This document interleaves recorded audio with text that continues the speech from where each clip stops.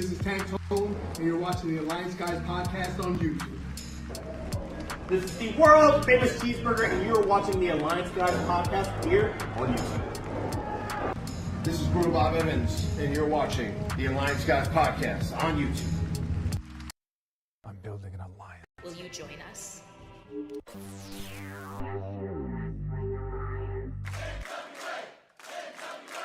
It's showtime. Good evening, ladies and gentlemen. We are tonight's entertainment. You're not here, you missing out, because this show... Ladies and gentlemen.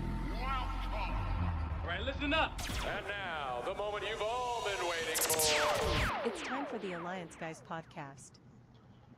What is up, everybody? Welcome to the Alliance Guys podcast, a presentation of alliance-wrestling.com, your number one source for news and information for the National Wrestling Alliance.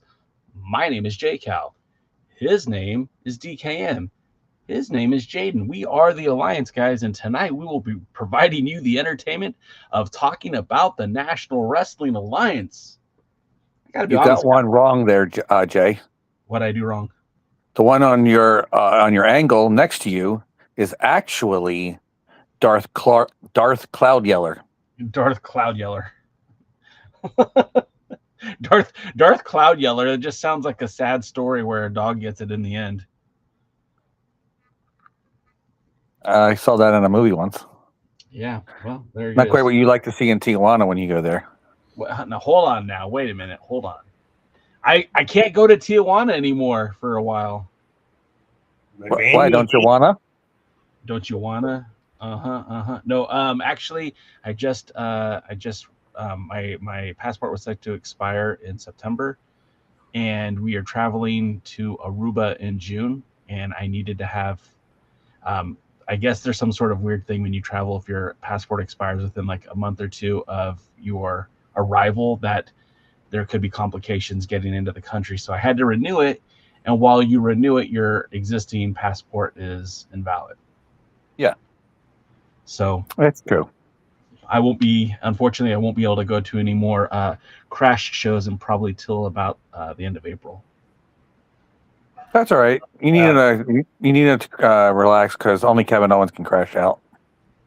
Well, hey, I don't know if I told you guys this, but the last Crash show that I was at, I was given some backstage access.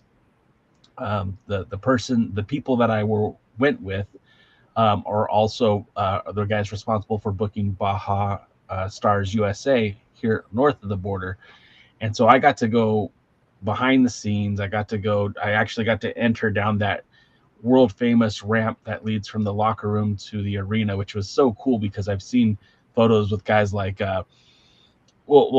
personal friends like Danny Limelight and Slice Boogie or Mecha Wolf and Bestia 666 in that hallway. But I've seen photos with like Rey Mysterio in there, Blue Demon Jr., El Hijo de Santo, El Perro Aguayo Jr., so many legends of the business have walked down that hallway. Even the Ultimo Dragon, I've seen Ultimo Dragon at the Crash. So being able to just walk in that hallway was such a cool experience. And I know it sounds dumb. It's a hallway, Jay, but it's like, I don't know, the historical significance was pretty rad. And just to say that, hey, I got to do that, 90% of the fans won't ever be able to say that. So it was pretty cool. That's considered hallowed ground, or if you're a Highlander fan, holy ground.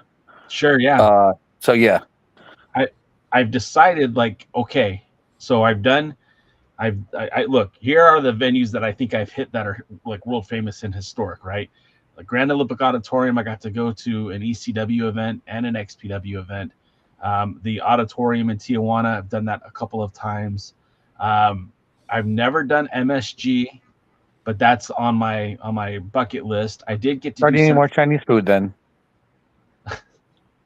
I did do Center Stage in Atlanta, so that was kind of cool.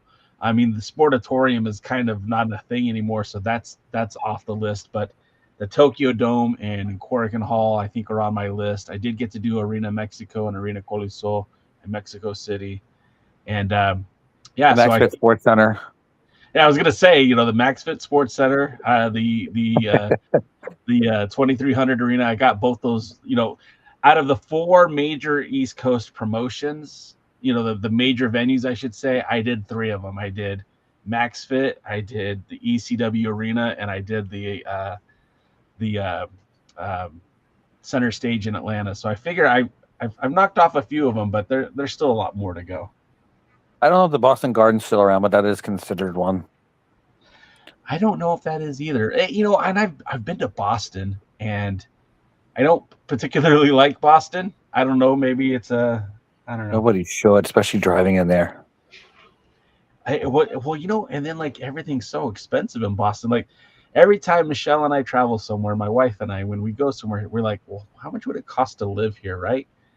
And the homes were like $1 million, and they were like condos. I'm like, yeah, no way. That's such an East Coast thing. Such an East Coast thing.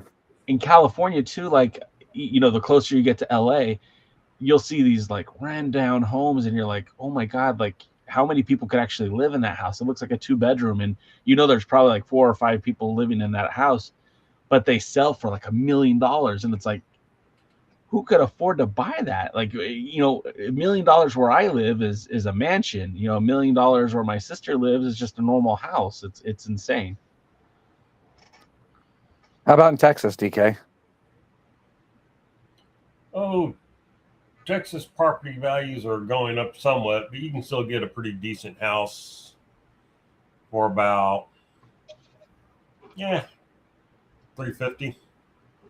Probably buy the Dothan Arena for $1 million in Alabama. It's funny. Like the house, like I'm not trying to brag here, but the house that I bought was in the high 300s when we moved in, and it's valued now like over $500,000. I'm like, whoa, and all we did is just live here. That's it. Yeah, even my crappy house, which is falling apart, if I sold that, I could easily get $500,000 for it. Yeah, Just because it's New Jersey, and it's a college town. As I say, you're so close to the university too. I'm sure that helps. Yeah, eventually, what I'd like to do is, if things work out, is I'll fix this place all up and make it a college house, because they're already on my street anyway, so it's not like it's going to make that big of a difference. Yeah. I'd say my street is actually probably about 50% rentals. Really?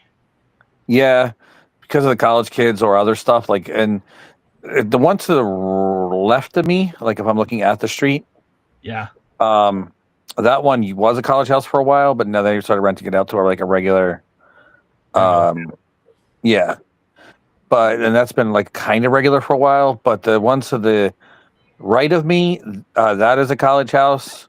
Here's the funny part: the one to the left of me used to be a college house. Rarely ever gave me any trouble, except for the fact that I could smell the pot in the middle of winter. And the one on the right of me really don't give me any trouble. My windows closed, their windows closed, and I could smell their pot. But the girls' house, slightly catty cornered, there's cops there all the time. Well, those girls are nasty too. Like the things they say. Becky was there one time. This girl named Becky. I wish I would have got Becky's number, because she was sleeping apparently with all the boyfriends of that girl house. And I had to hear that story. It was better than anything on television, honestly. I mean, nowadays, as I'm getting older, I'm like, shut that heck up, because I want to sleep. But I was listening to that for a while, and man, the stories from that girl Becky, I want to know what she looked like, because apparently she was real popular at Rowan University. Dude, I knew what Becky looked like. She had red hair, right up your alley. I wish. No, I don't. I know she wasn't a redhead, because every girl in that house was blonde. So I went with the odds and went with blondness. Fair enough. Well, anyways, so what was that, DK? I said we all got to do something. Yeah. I want to say what's up to our guy Alex Misery. Welcome Eyeball. To the eyeball. The eye is always watching. We were talking offline about title belts that we've seen in person, and I did see the legend El Gran Apollo when he wrestled out here in Southern California, probably close to 20 years ago, when they were doing the NWA Wrestling Showcase at the Columbia Square Studios. El Gran Apollo defended the North American Championship against, I think it was Brett DiBiase. I remember correctly. Brent, right? Huh? Brent? or Brett. I forget. I think it was with Brett DiBiase. I think it's Brent DiBiase, but I don't remember now.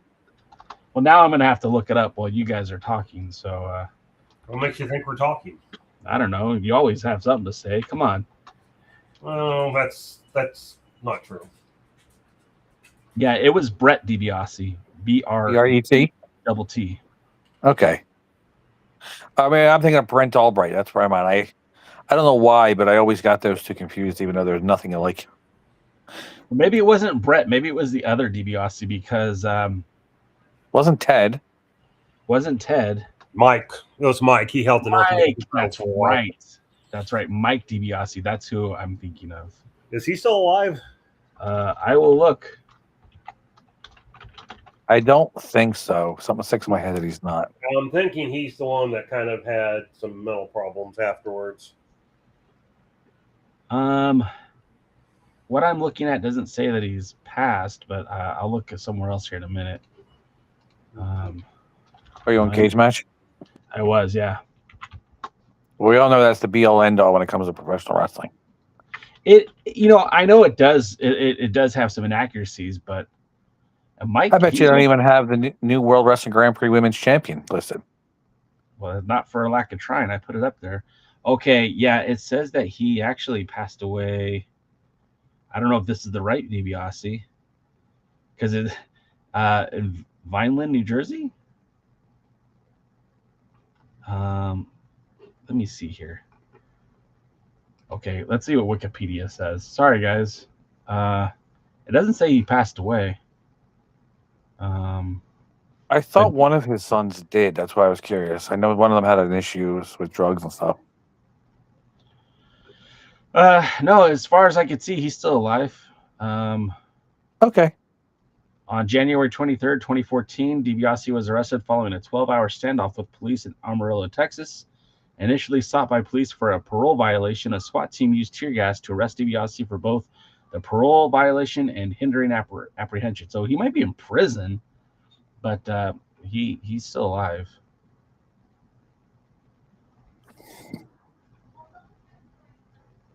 All right. Glad we get that nice happy topic.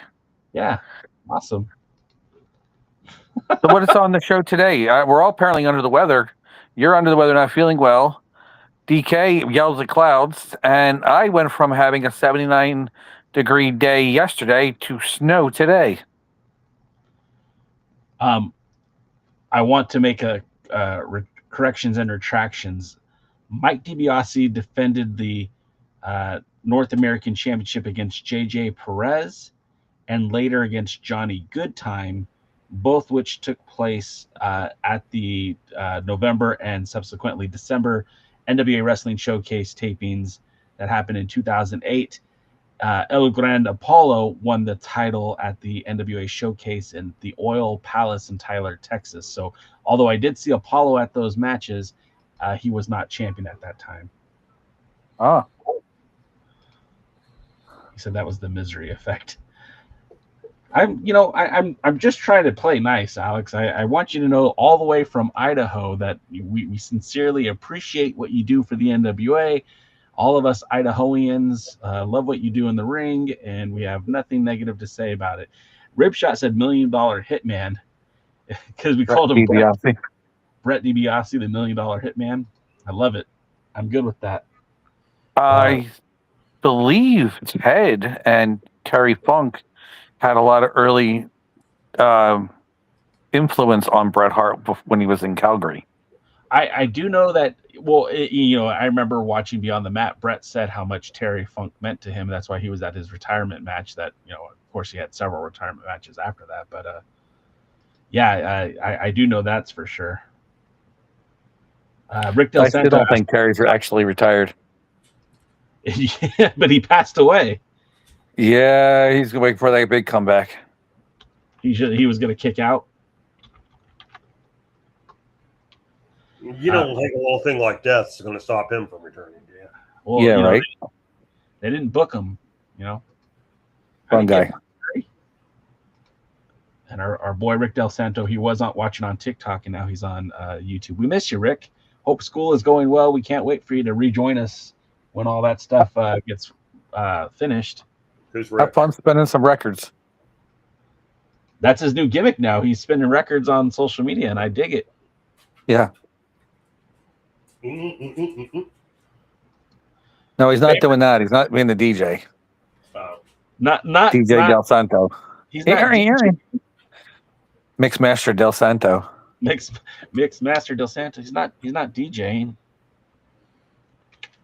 What's your favorite album of all time, DKM?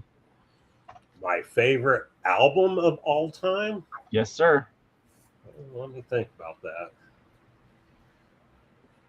Probably Purple Rain when it comes to an album. Physical album? Like an actual vinyl? Well, I listened to it actually on vinyl. But yeah, my favorite. Which the most valuable vinyl I own, and ironically, it's the only one of 2 vinyls I own. I own the Cat soundtrack. Intentionally? Yeah, I bought for me when they went off Broadway to do a tour. And then I got a vinyl version of the wrestling album. And they're the only 2 records I currently own. A wrestling album? The one with the WWF did. Oh, yeah. No. Grab them cakes. Yeah. Anyway. I found that ironically, I found that in almost near perfect condition at a little meats, like one of those, what do you call them? Like, not farmer's market. Like a swap meet type thing. Yeah. Flea market? Flea market. That's it. Flea market. I saw that at a random flea market, and I bought it because it was in almost near perfect condition. Of course. The album itself, I don't even think it's ever even played. What was that, DK? I say, who would ever have played it more than once? Yeah, I don't even think it was played. Honestly, it still had the plastic on it, but it had like the little slit so you could pull everything out, and the paper was in almost perfect condition. Like the paper that the vinyl was in, the little sleeve. And then the cardboard cut the what do you call that? Case? The sleeve. That's perfect condition because it still had the plastic on it. The plastic is the only thing that's not. It's kind of yellowy, but I wonder what that would get you if you eBayed it. I bet you that's worth some money because it's not like that's something that's printed regularly.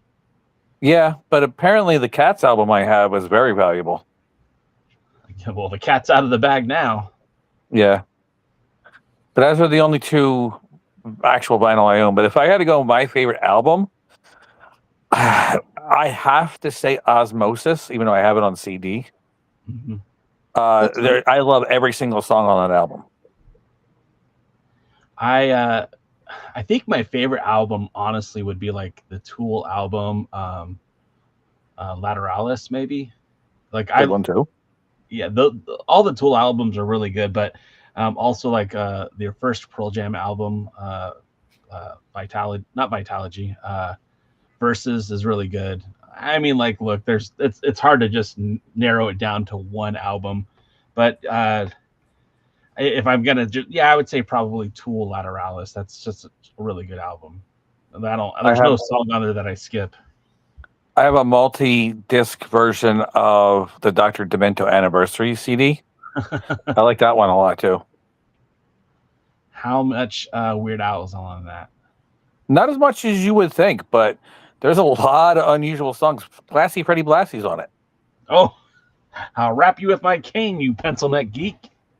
Yeah, you pencil neck geek, you something freak. I don't remember the words, but that song was actually all played all the time on the Dr. Demento radio show. Scary. Is somehow Svengali and Danhausen involved with that? No. Thank God. Alex Misery wants Svengali, by the way. What did I say? Svengali. I think that was a movie about fairies. Oh. Alex Misery wants to know where your lost t-shirts are. I lost it. See, you could have said I'm wearing it. I'm just not on camera. You had an out. You had an out. That joke was there. I had to do it. I lost it. That's kind of funny. I've lost many of my favorite T-shirts, and at least the one that really hurts is I let my then girlfriend wear my Queen one, which is like, it was a beautiful with gold and silver, and it was absolutely gorgeous, and she stretched it out in 2 places. My wife has a tendency to do that. Yeah. You take the good, you take the bad, you take it all. I don't know why that happened. Facts of life. Yeah. Did you guys hear that sound or no? Yes. Okay. Something started Sound playing like- on my computer, and I wasn't sure why it did that. So I blame Obama. Thanks, Obama. thanks, Obama. I blame. All right. Germany. So, what happened happening in the NWA? Anything good? Real quick, Matthew Underwood says, watching 2 times speed to catch up. Are y'all talking music? Tool is great live when you're in another dimension. I'll tell you, man, I very much enjoy seeing Tool live. I've seen him live like 3 times, and every time I watch a Tool concert, it's a vibe. It's such the music is so good. They're just as good live as they are in the studio, and his voice doesn't change. I mean, that's not like a studio trick to make him sound like that. That's just how he sounds, and it's such an incredible experience. Ironically, he sounds slightly different when he does Perfect Circle. Yeah, well, and I think that's intentional. I think he intentionally to sound different, but and I've seen a Perfect Circle like 3 or 4 times too. So it's just funny how they do sound different. That if you didn't know better. Yeah, for sure. What's my joke I always ask you, Jay? Remember? No. Who do you like better, Tool or Perfect Circle? Tool. Or who has a better lead singer, Tool or Perfect Circle? That's what it was. There it is. Yeah. Yeah. Have you ever seen Pussifer? Yes. Not in person, though. They're not as good. I still like them. Not as good.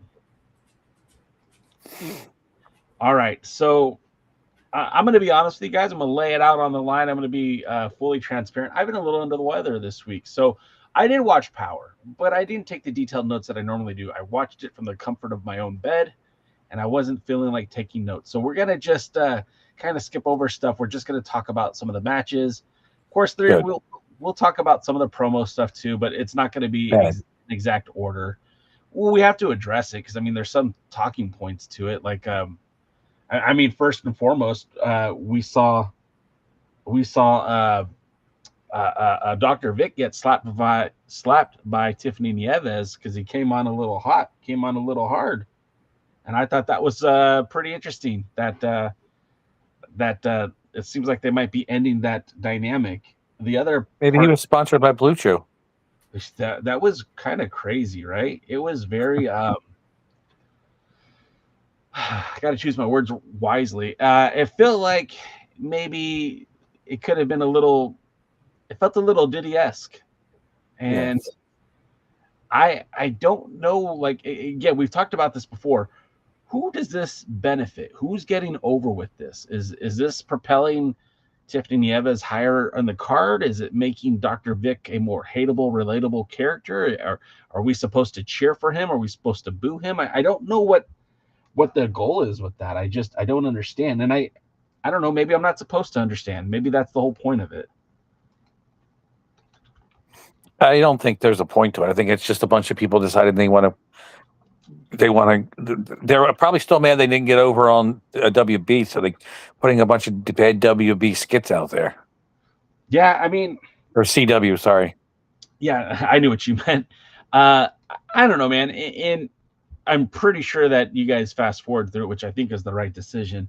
Yes. They also they went back to the whole money thing, the whole and I was so excited that I felt like we got past it, but you got the Page sisters and Tommy Henry and the his name Tommy Henry, Chris Henry, whatever his name is.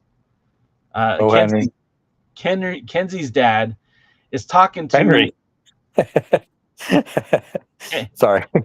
Kenzie's dad is talking to Billy Trask in the BitRush video game store, and he's asking if the money thing is real. And then I don't know, man.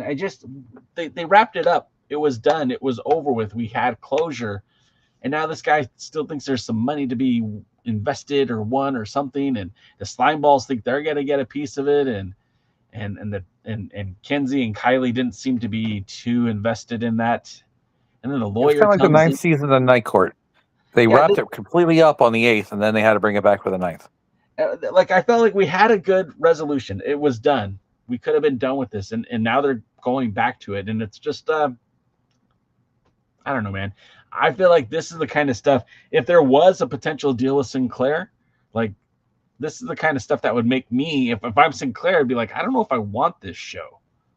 Like, again, who benefits from this? What storyline are they trying to do now? We had conclusion to Kenzie, we had conclusion to Crossfire versus Joe Kazana Promotions. The Country Gentlemen beat the Page sisters. Okay, that should have been it. That should be done.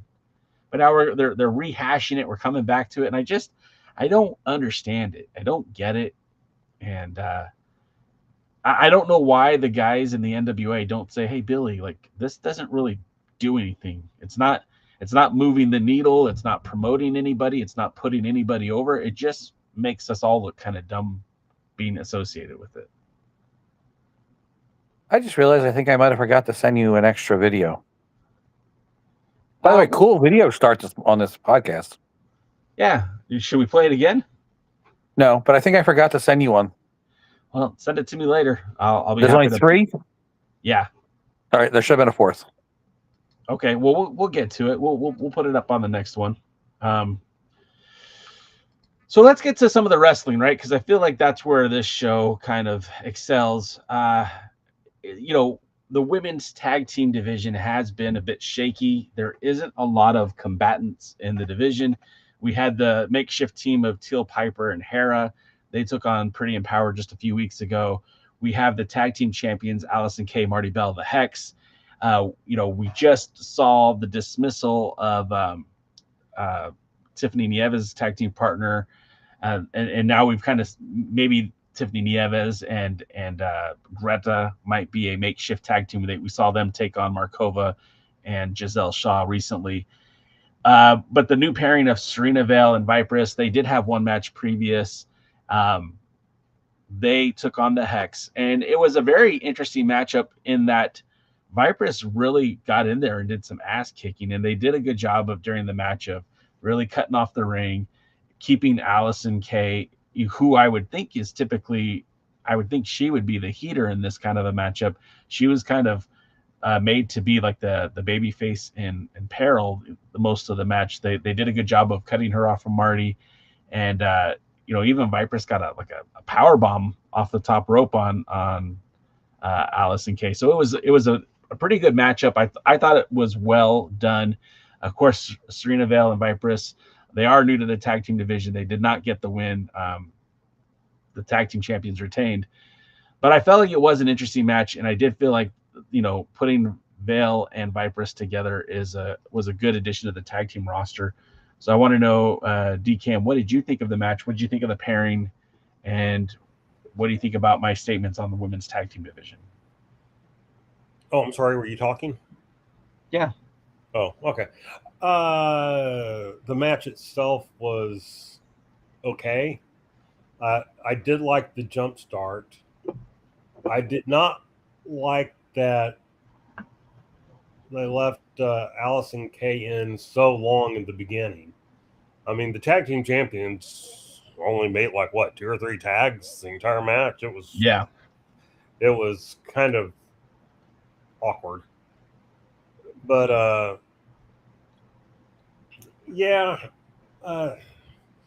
kind of felt the heat spot went too long there since they started it that way. There was no shine whatsoever. And then kind of clunky at the end. I'm not, the right team won. It was okay. I thought the challengers looked good, but I don't know that the champions did. So that's kind of my thought. Like you were saying, there's not a lot in the women's tag team division. Never has been. Oddly, this is probably the most they've done with a variety of women's tag teams in a while, maybe ever. Yeah, for sure. as it was very obvious, the titles were kind of like, here, we're creating titles from the Empower pay-per-view, and we don't have any plans or any idea what we're going to do afterwards. And they still haven't really done a whole lot with it. No, they've had a couple of things where they'll try to spark interest in it, like when they put them on the Renegade Twins, who lost them 2 days later to the Pretty Empowered of Roxy and your former girlfriend, and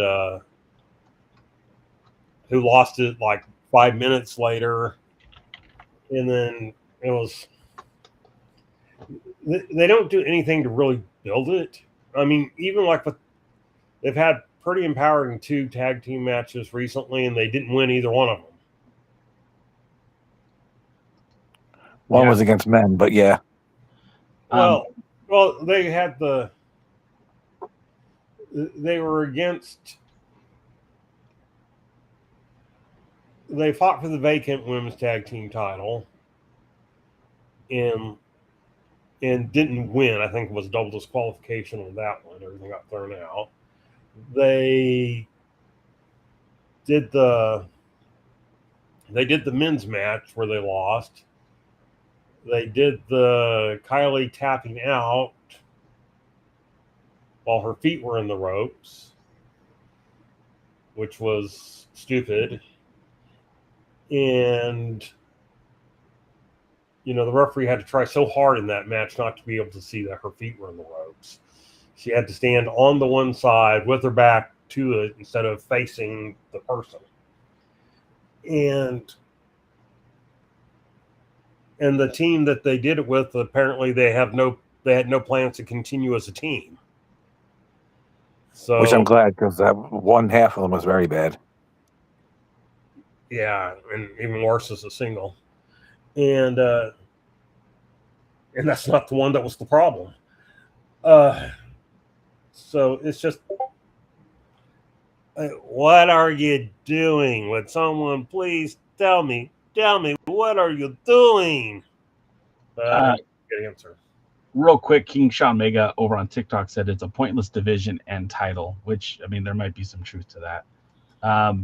What was your thoughts on it, Jaden? I did watch this match. I like Sierra Vale. No, the goth chick. I like her. Yeah. Again, I agree with DK. I thought the challengers looked better. I really thought Marty and Alice looked very rusty and very out of shape. Like, not like out of shape physically, just like they seemed winded. And I don't know. It's just maybe it was we were under the weather then, or something was up. There's always reasons for things, but I thought that they didn't look crisp. They definitely didn't look as good as their first title reign, and I think the challengers did look better. So hopefully that means maybe they're the future tag champs, since they did have a good showing. Just because they didn't win it now doesn't mean they don't win it later. But they don't have to have actual tag teams. Something, again, you guys and the fans and the chat and the Discord are very spoiled with. Just because Jim Crockett Promotions and then the 80s WWF had a lot of tag teams, the whole air bubble there. The whole bookend tag team thing is way more of a anomaly in tag team wrestling than it wasn't. There wasn't a bookend tag team champion, women's tag team champion in WWF to the Glamour Girls, and then the Jumping Bomb Angels after that. And then there was none.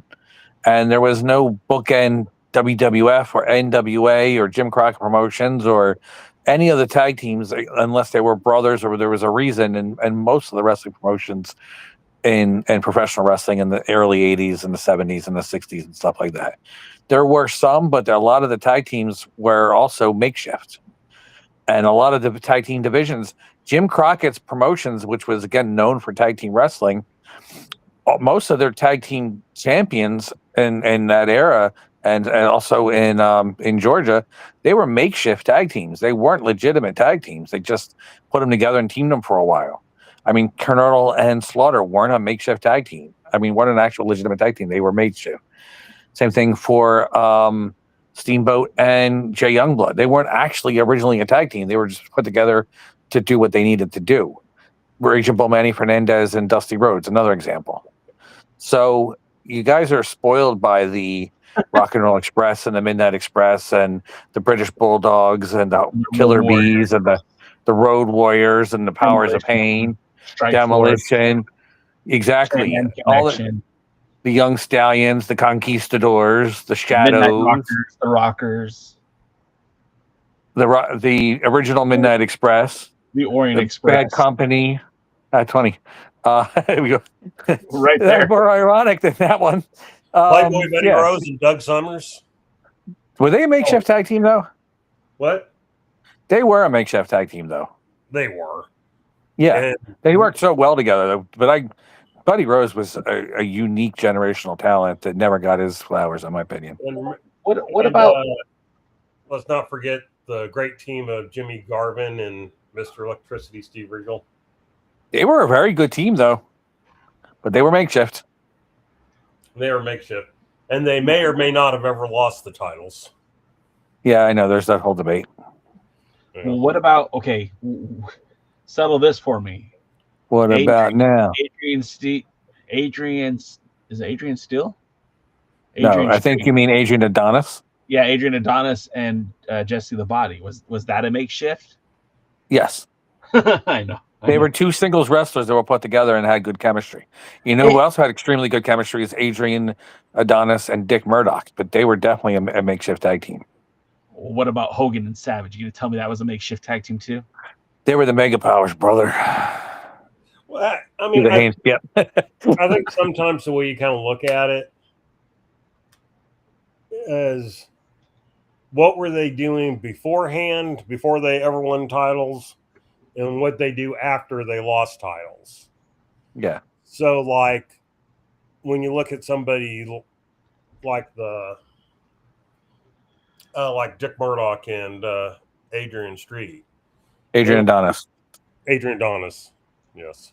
Adrian Adonis and Dick Murdoch. They were singles wrestlers. They formed a tag team. They won the tag team title from another makeshift tag team. And when they lost the titles, they split up. Yeah.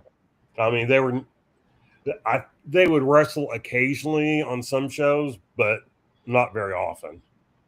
So the other thing that real quick, Sean Mega points out too, is there isn't a lot of women in the NWA currently to do that, right? Because like the makeshift tag teams, I don't really have a problem with that either. I mean, I thought going back to, for some of the former champions, Ren Sinclair and Maddie Rinkowski and Misa Kate, the M95 tag team, they started off as just a makeshift tag team too, but it worked. But that was a point in time when the NWA had a lot of women wrestlers, and now they don't. If we look at the roster currently, the way it's set up, I mean, you have Markova, Nieves, Kenzie Page, Kylie Page, Greta, and Hex, Allison K, Marty Bell, and then Serena Vale, and Vipress.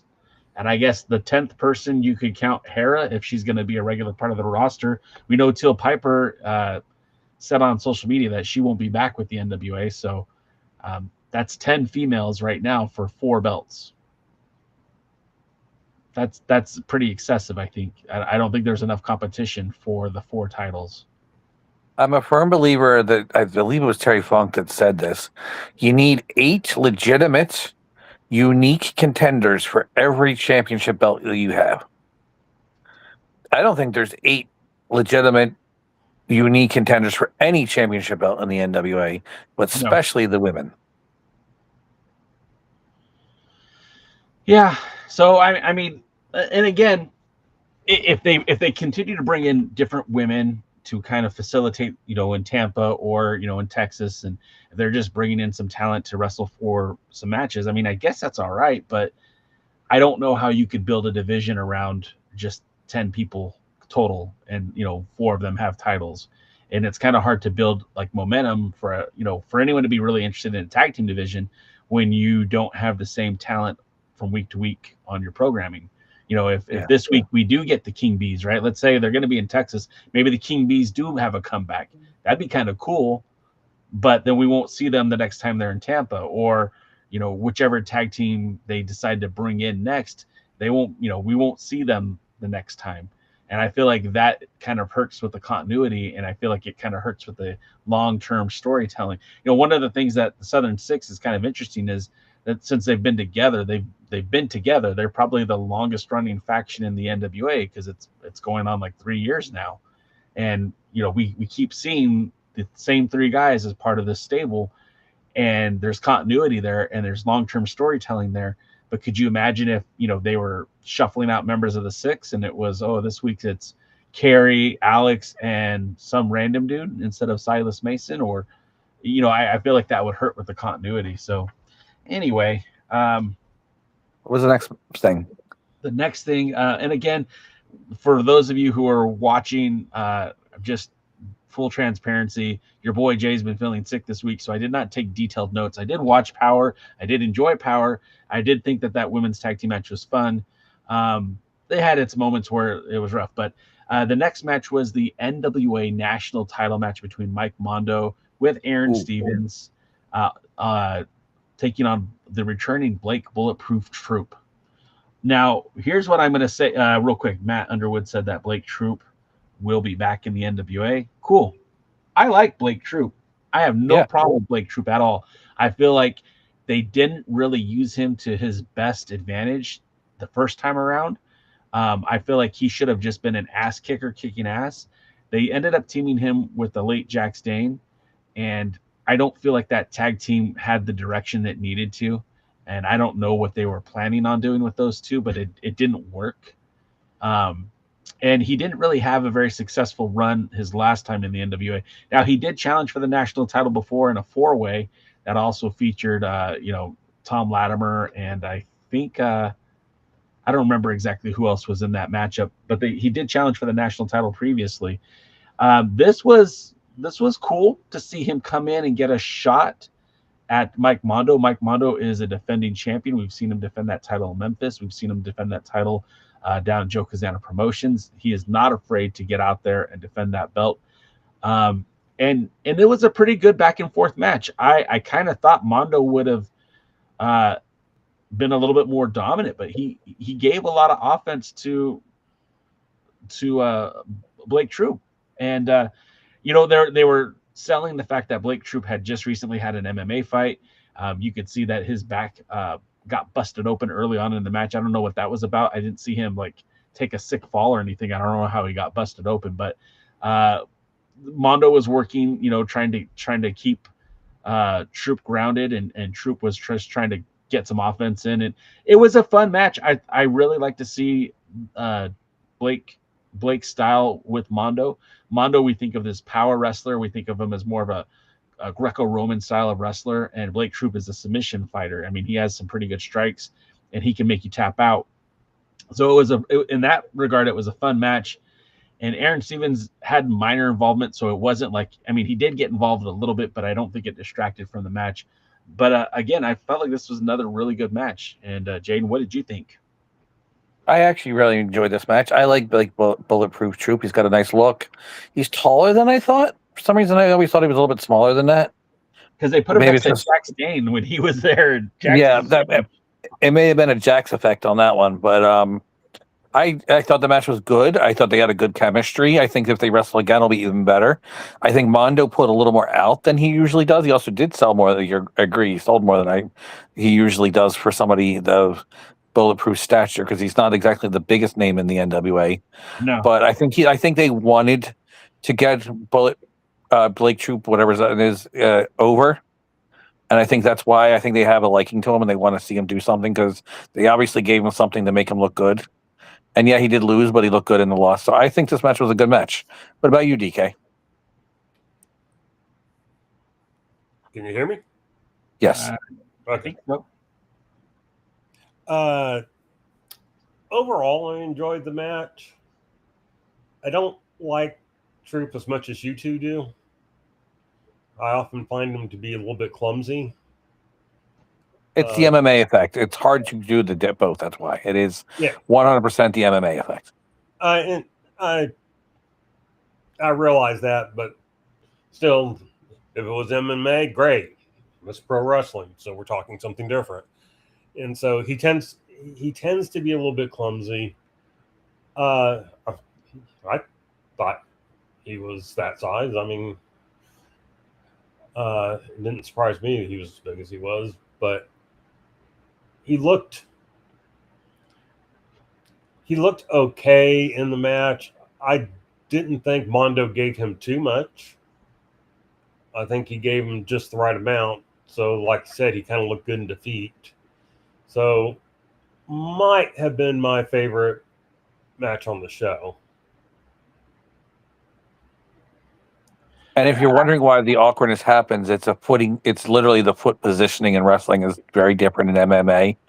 And it's hard to switch back and forth unless you do a one or the other for a while. Only one or the other for a while. Yeah, and I again, the style clash didn't really change my opinion much of the match. And what I did like is the fact that Blake Troop looked like a serious challenge for the title belt. Now, my biggest peeve with the match was my pet peeve when it comes to the NWA. I don't like it when a guy just shows up and gets a title match. I want to see somebody get built into a title match. Give me a win against somebody before you give somebody a title match. And I know in our Discord, and I know Matt said it, I think Matt said it, hey, I just want to see some of the big names from the NWA past come back and get these opportunities. But to me, I feel like it would be better if we saw these guys come in and then beat somebody to get a title match. Hey, I'm back. I'm pissed. I should have always been here. You guys should have never let me go. And now that I'm back, I'm going to make your champion's life hell because I'm going to go get them. Something like that would have done wonders here. And and I don't think Blake has a problem cutting a promo. He's actually a very charismatic guy. He used to do color commentary for the Primetime Live series. He's pretty good on the mic. So I think he would be good at cutting a promo here and getting a little bit more interest in the match. And Matt says he needs wrestling boots. Maybe. I guess it's like whatever you feel comfortable with, right? No. Okay. I can't imagine anybody wearing Crocs in a wrestling match. Man, if I just gave somebody that idea, I'm trademarking it now. You're going to get sued. Robbie, I can picture Robbie wearing those. Robbie E? Yeah. He's right now somebody else. Well, he's the general manager over on NXT, isn't he? I forgot his name. Robert Stone. Yeah. Mr. Stone now. We've kind of dropped the Robert part. Oh, excuse me. Apologies. Forgiveness, please. Stone. But anyway, as for the shoes, part of Troop's gimmick is that he's an MMA fighter. So in that sense, it's why he dresses like an MMA fighter in the wrestling ring. But I don't know. Maybe he should focus on one or the other. I probably that would make a lot of sense. He's not Dan Severn. No, he's not, and I think we all understand that he's not. But I don't know. I feel like there could have done something a little bit more. I feel like he could be better. I do think he should spend some more time trying to get a little bit more, some more reps in. And just out of curiosity, I'm looking right now where else Blake Troop wrestles. I think I've seen him at CCW. I think he's a Floridian, right? Well, they bill him from Los Angeles, but I do think he lives in Tampa. I know, according to Cage Match, he's been doing a lot of wrestling out in Reality of Wrestling. That's Booker T's promotion. And he has done a lot of stuff in Florida, FIP, CCW, FTW, Boca Raton Championship Wrestling. So he has done quite a bit in Florida, but I've seen, as I'm looking just at his Cage Match, he's done a few matches out here in California too. So seems like he's a little well-traveled individual. Yeah, he's spending a lot of time in Texas. Like he's been, he did their October show, their November show, 2 shows in November, did their January show, and yeah, so he's getting some work in. His last match was January 25th, 2006, out here in Huntington Park, California, where he teamed with Blue Demon Jr. to take on Angel Blanco Jr. and Vito Fratelli. I wonder if they threw Mama from the train. Maybe. He was billed from Tampa on Power, no pop because the crowd loves 2 wrestlers. Yeah, and that's something else that needs to be examined, I think, at some point. And, you know, I've heard Matt talk about it on the Discord, but, like, being that they film a majority of those matches in Tampa, it feels like the crowd really only reacts to 2 wrestlers, and that's Natalia Markova and Brian Idol, specifically Brian Idol. They really, really appreciate Brian Idol in Tampa, and I haven't seen him really get over anywhere else. I don't see anyone else clamoring for him outside of Tampa. But that's a discussion for another time, because now we're talking about Power, and the next matchup was the 6-man tag team match with Carson Drake and the Hard Way taking on Devastation Reborn, which is AJ Farrat and Frank Stone, teaming with Dr. Vic. Now, DK, I'm gonna lean on you here for your expertise in the Texas wrestling scene. They put over Devastation Reborn as a pretty big time tag team. I guess they are the Dog Pound tag team champions. Tell me a little bit about them, or do you know about Devastation Reborn? Yeah, I've been following them a little bit on Texas style wrestling. In Texas, they're a pretty big and dominant tag team. And they have been managed by some Arab guy character. But I don't know if he just missed a taping or whatever, but someone else is managing them the last few shows. And they're not veterans, but they're not newbies either. And so they've been around a lot of the Texas promotions and been teaming up. And so, I mean, they could be they're somebody you could book as a strong, powerful tag team.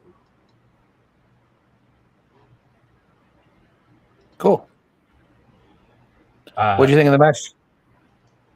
We'll get to the match real quick. Matt Underwood says they make a hell of a lot more sense to be in the Crockett Cup than Murdoch and Franks. Well, they haven't released all the names in the Crockett Cup yet, so either they could be potentially part of the tag team tournament, or maybe they might be in the wild card tournament, pre-show, whatever they're going to call it.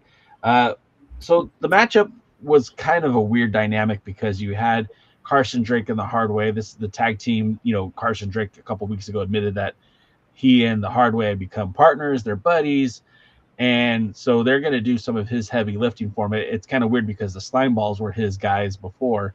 Now it seems like the Slime Balls got pushed to the side so that they can bring the Hard Way in, which kind of fits better with Carson Drake anyways, because, both Dalton McKenzie and I forgot his name.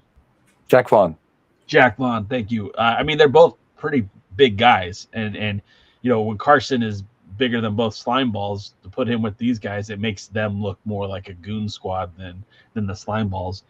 And then you get on the opposite side, you got Dr. Vic teaming with this brand new team for NWA Power. We've never seen these guys before. We've never seen Dr. Vic in a ring before, and we're supposed to believe that he was, as the announcers were trying to figure out what his connection to the wrestling ring is, that he needs to prove that he's a man to Tiffany Nieves, which that's weird, first and foremost. Secondly, he's an award-selling author. He is a therapist. He's an analysis. He's an anal rapist. I don't know. What I'm trying to say is the connection that they're giving us to this guy is it's kind of weird. And, sure, a gimmick change, I don't care about a gimmick change, but the way that they're building this up, he's not a wrestler that I'm like, ooh, I want to hate him, I want to boo him. It's more like I want to turn the TV off when I see this character, The storylines that they built up around him have not made me more entertained by him. And this match did very little to make me want to be invested in this talent. Now, with that being said, I really felt like the Hardway looked really good in this match. Even Carson looked good in this match. And was Devastation Reborn. They, I think, are a very good tag team, and I would like to see them in the NWA Power more frequently. But the whole match was weird. Devastation Reborn had the match won, literally had it ready to put away. I think it was Carson, and then Dr. Vic demanded the tag, and that tag really just changed the dynamic of the match. Devastation Reborn, acquiesced to Dr. Vic. They tag him in, and then Dr. Vic ends up getting submitted by Carson Drake. And so it was just a very strange dynamic. The entire match, Dr. Vic didn't look like he was a great wrestler, which, I guess that's the character that he's playing now. But we've seen him have better wrestling matches when he was a different character. And this just, I don't know. Noobs in the chat says, this Dr. Vic character is a very shady character. First, he wants to get into Tiffany Evans' pants, and now he's going to wrestle to impress Tiffany. Yeah, I don't get it. I'll ask you, Jaden, what did you think of this match? I like the Hardway. I was somewhat impressed with Devastation Reborn. I still don't believe Carson Drake knows what Beta Alanine is, but I didn't hate him as much in this. What I did hate, though, was a double heel versus a double heel match. Yeah. I hated that. It was dumb. Also, Dr. Vic just kind of looked old and not like he had a physique. That outfit did no justice to him at all. And I don't know. I think he's trying to make his ascension to the ring. I can understand go from whatever that backstage segment was into the ring and that ascension to be a wrestler, but it did not like it at all. I did not like that. It would have been better, honestly, if we would have saw Devastation Reborn against again, it was still with the heel versus heel, but versus the Hardway. I would have liked that more because it was there. But I think, it does excite me for both tag teams as potential future, maybe United States tag team champions or something like that. We'll get to your comment in just a minute, DK, but Sean Mega also points out that Dr. Vic's in-ring promo did get a reaction from the dead crowd, which, okay. I could agree with that, but it's crowd still cheered for freaking question mark. Doesn't mean, just because somebody got a reaction doesn't mean it's the right thing. Sure. We'll just look at what's his name? The Markova's boyfriend. Yeah. Brian Idol. Yeah, for sure. Brian Idol, yeah. He gets a reaction. That doesn't mean anything. All right. What do you think of the match, DK? Well, onto the reaction. Stop overreading stuff like that. Because I don't know why the Discord people and that and others, they just want to overread every little thing. No, watch the totality. Overall, they took what could have been a good match and they fucked it up. It wasn't good. I didn't enjoy it. I didn't think anyone came out looking better in it. And keep this garbage off my TV. You think they should have just done a Hardway versus Devastation Reborn match? Yeah, because that would have been a tag team match. Could have been a contender match for the world or the US or something. Yeah. Crockett Cup, something, yeah. I mean, and we know Billy could have been a Chicago tag team title match. Yeah, something. Just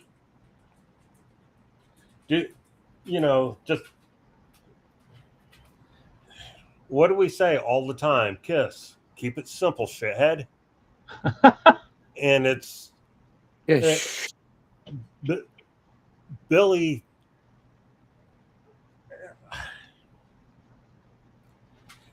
I often compare Billy and Tony Khan, people that just kind of want to play wrestling instead of, with their action figures. But I will give Tony Khan one bit of difference. I think Tony Khan does keep his base fans happy. Now, there may only be 500,000 of them, but he keeps them happy. Whereas I don't know that Billy keeps any real group happy, and certainly not on a consistent basis.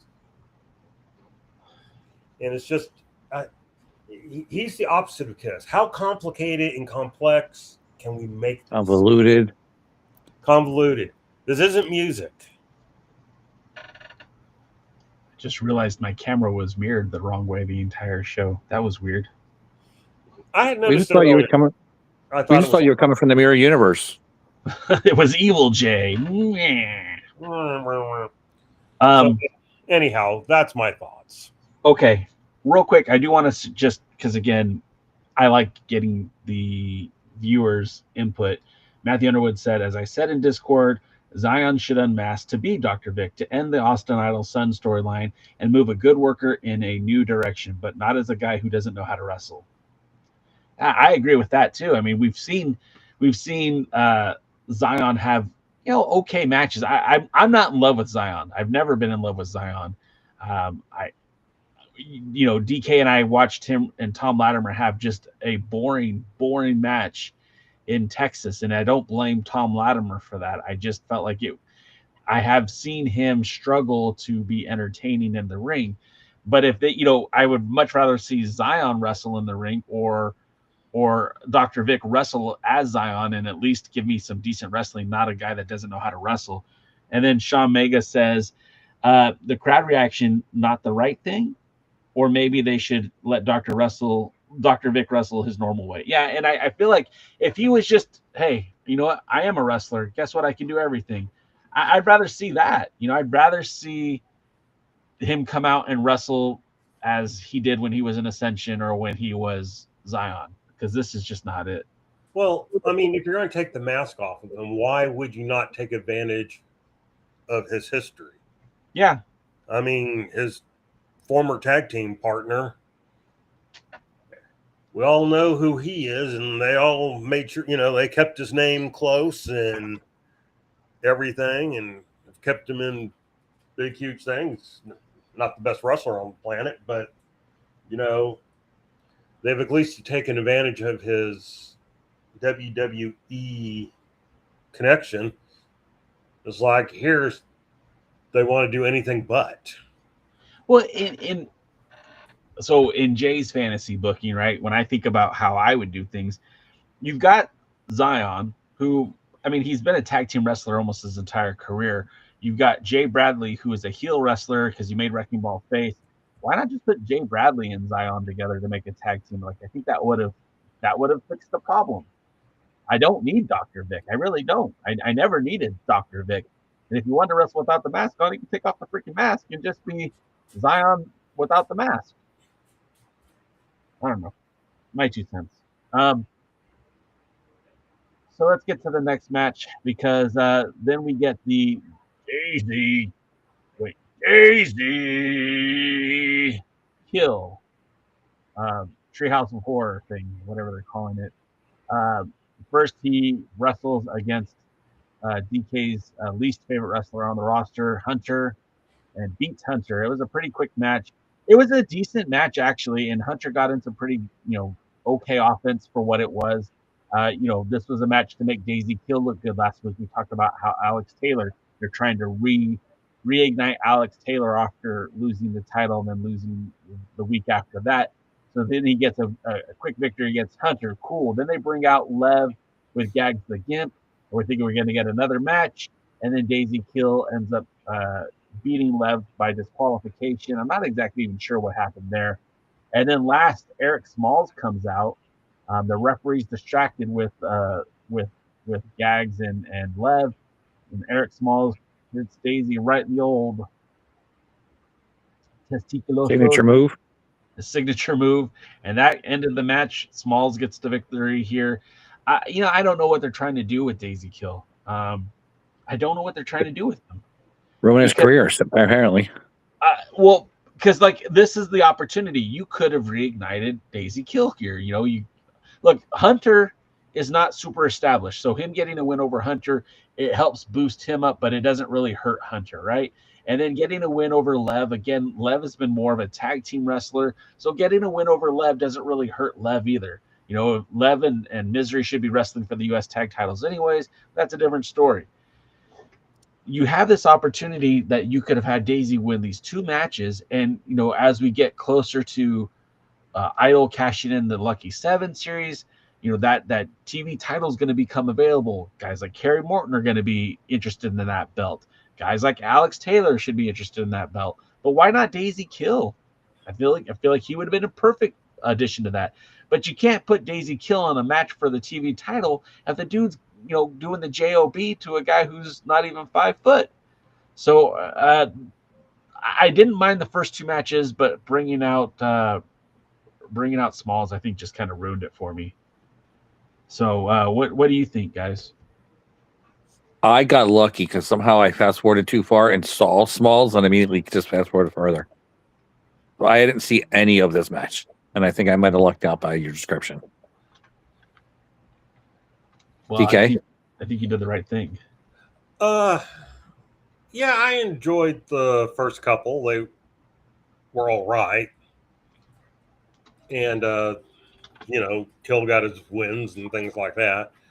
But, again, I was thinking of Ben, I go, you know, we haven't seen Smalls in a while. Maybe they finally got smart. No, they didn't. Not only did they not get smart, they got stupid. You know, sometimes I think whoever puts this crap together, if they had a brain, would still be an idiot. And yeah, that's exactly how I felt. That right there. Jay just ripped one. Get it all out. I blew my nose, and I thought I muted the mic, so I didn't think you guys heard. Oh no, yeah. It was a beautiful sound. Right? Yeah, it was a snot rocket. It was great. Well, yeah. That's very disappointing because I thought so what microphone is connected? I put it on mute. You guys still heard that? Yeah. I still hear everything. Yeah. Are you still hearing me right now? Yeah. Yes. Well, it was better than before. It made a cooler sound than when you make your chair sound. That's true.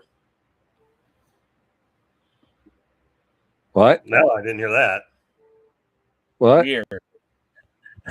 So it has a mute on it. I thought I was blowing my nose with the mute on so that you guys wouldn't hear it.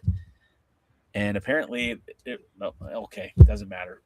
At first, I thought your chair squeaked, and then I thought you farted. So, either way, that perfectly described the match we were just talking about in the whole segment. Yeah, I was going to say, regardless, it described the ending. Yeah, that's what I want to see. Smalls come out, hit somebody in the balls, and pin him. That makes me think old classic pro wrestling.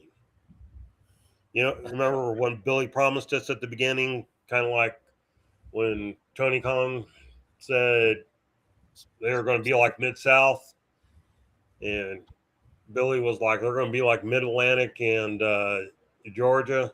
He lied. I was going to say, I remember that. I remember. I think they're both like a midlife crisis. Both of them were idiot life crisis, and there's having them, and we'll have them forever. You know, and it's kind of funny because you mentioned what Billy was talking about when he started, you know, when he took over the NWA, and I could have sworn, man, I thought we were gonna get more of that. To be honest, I thought we were gonna get more of an AWA style of wrestling, kind of because he grew up in Chicago. I thought we'd see more of that, you know, that Midwest style of wrestling, and I feel like he should have just went to MTV and tried to buy Wrestling Society X. I feel like that's more of the environment he was looking to run a wrestling promotion. He didn't want old school traditional wrestling. He wanted a circus sideshow. He wanted something that is weird and campy, and he could have done all kinds of funny, weird things with. It's not about the history and legacy. It's about just being weird. I feel like that's his thing. He likes the weird. And so what he does with the NWA, again, it's audience of one, man. He's booking the show for himself. So the Dr. Vic stuff, I think he's doing that because I think he enjoys that. I mean, because I can't see that so far what we've seen hasn't made Dr. Vic a sympathetic character, and it hasn't made me like, oh, he's such a bad guy. He's a creep. He's a creep that thought he had a chance with a girl out of his league, went for it. She rejected him, and so now he's going to try to win her over by winning wrestling matches, and still can't even do that. Sorry, off topic. He honestly thinks it's good. I mean, I truly believe that. Sure. I truly believe that he honestly thinks in his mind that this is good shit, to quote Vince McMahon. Yeah. And this is back to what I always say about him. He's not interested in a successful wrestling promotion. He is interested in what he does being successful. And he doesn't understand, I think, why it's not. And in his mind, he may think it is. But I would say most of the success of the NWA has very by little, accident. well, I think it has very little to do with Billy.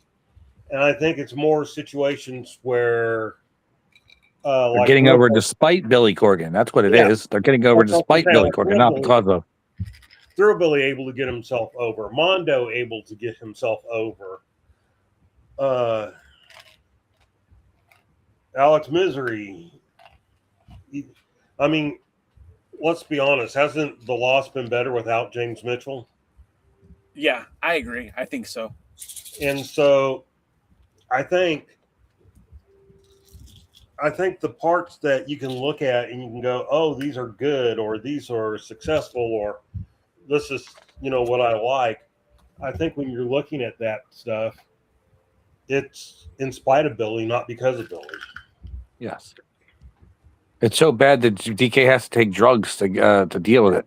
That's what he's doing right now.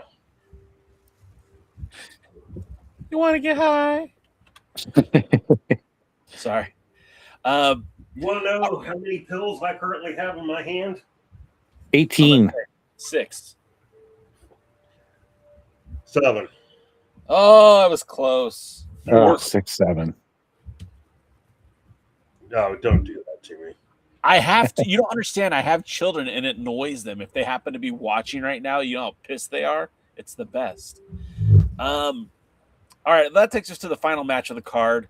The Moneymaker. This is the money match of the week, the main event. You have Brian Idol teaming with Tom Latimer, your television champion, in a match where against the world's heavyweight champion Silas Mason and Kerry Morton, the Southern Six, and the winner of this match determines the stipulations for the match between Mason and Idol. Now, this whole thing is booked so bizarrely to me, and I don't understand, because number one is Silas Mason is not being pushed as a full heel. He's kind of a tweener. Like he operates as a tweener within the NWA. What we've seen, he's always been kind of a middle of the road guy. He's a heel, but he's a cool heel. The fans cheer the Six, and the fans boo the Six, but he's always basically what he says he is. And Idol has always been babyface leaning, especially at the Tampa tapings. But, his character has been kind of taking a different path. When he won the TV title, he's like, I'm not going to have a 6-minute and 5-second time limit. I'm going to have 10-minute time limit matches. Okay, that's kind of a babyface move. I'm going to show you that I'm the best champion by extending the time period. And honestly, as fans, I think we appreciate that. The second part that they do with Idol is that he wants his wish in this matchup against Silas Mason, because he's already won the best of the Lucky 7 series. He's already won enough matches to qualify for a title match. He wants Silas Mason in a no disqualification, falls count anywhere, no holds barred type matchup. But that's a kind of match that benefits the heel, no? If you're Brian Idol and you're a babyface, why would you want to put a match that gives Silas Mason basically carte blanche to call out the Southern Six to get involved, to use chairs. The last time he used a chair on Brian Idol, he broke his damn collarbone. And why this doesn't make sense from a standpoint, like even if you are a young, hungry baby face, why wouldn't you just want to beat the world champion straight up in a regular wrestling match inside the ring? The ideology here is so weird. It should be Mason who's trying to argue for this Falls Count Anywhere match, as opposed to Idol, wanting to fight him anywhere. It just, to me, that the dynamic doesn't make sense. And Tom Latimer's heat in all of this is that he wants to see Silas Mason suffer, and Kerry Morton just got dragged into it because Kerry Morton's got the hot hand in Southern Six right now. And at some point down the road, I think Kerry Morton will probably become a future television champion. So maybe they're just planting seeds. So the whole thing is booked weird to me. And during the course of the match, the one thing that I thought was, if we were putting Tom Latimer in the Crockett Cup, him and Brian Idol actually looked like a decent tag team. And they were working pretty well as a tag team, considering they had never teamed before, at least not that I can recall. And they had some quick tags, and they were doing a good job of the keeping Kerry on the inside, keeping Mason on the outside. The match did get a little bit chaotic. The power bomb on Silas Mason, it always impresses me when Tom Latimer is able to do that pop-up power bomb on Throughbilly. And I know he's going light for the fella, but just that move in and of itself looks very impressive when you got Tom Latimer power bombing somebody the size of Silas Mason. The finish of the match was a little squirrely too, because somehow Mason ends up eating Kerry's knee and getting knocked down and not being able to make the save when Morton gets pinned. So Morton got pinned. Idol gets his stipulation. I don't have a problem with Idol winning and having the stipulation. I just don't understand why that would be the vehicle that he would choose to try to win the World's Heavyweight Championship on his first try. So my question to you, DKM, is what did you think of this match? And am I crazy for thinking that the booking is backwards? You're not crazy for thinking the booking's backwards. Maybe for other reasons, but not for that. Yeah, it's not fair. that one. Fair. It's not some.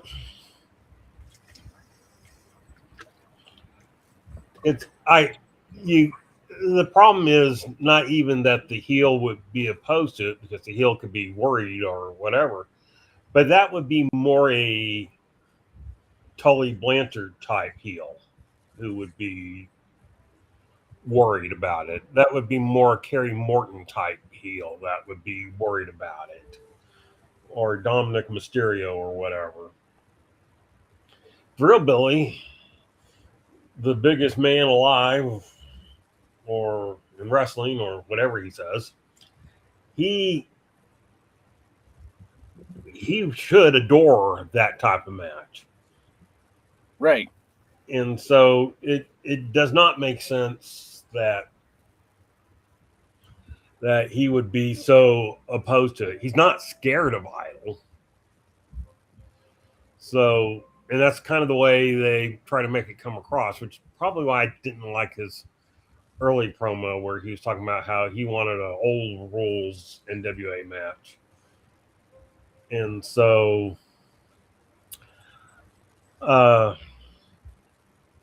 yeah, that did feel off. The match itself was nothing to write home about. It wasn't great and it wasn't terrible. Yeah. It was okay. I'm a little tired of the stuff between Kerry Morton and Silas Mason.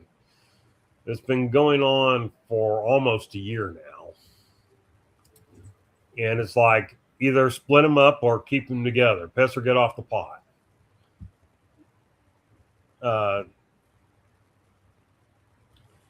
So I don't know what's going on. They just need to either drop the story and ignore it, which, all wrestling promotions are very good at, or, bring it to some kind of conclusion.